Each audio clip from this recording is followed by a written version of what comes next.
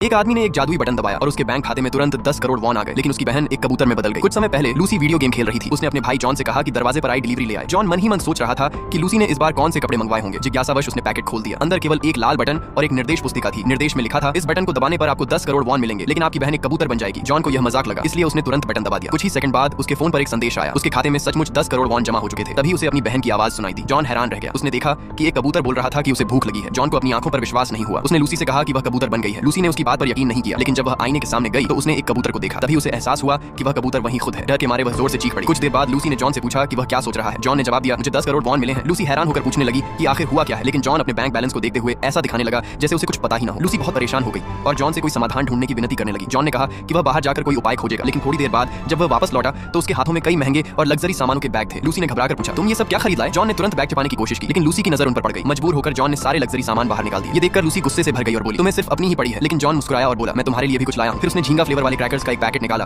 और कुछ दाने जमीन पर फेंक दिए। लूसी उन्हें देखकर और भी गुस्सा हो गई, लेकिन कबूतर बन चुकी लूसी खुद को रोक नहीं पाई और उन्हें खाने लगी। हैरानी की बात यह थी कि वे उसे बहुत स्वादिष्ट लगे।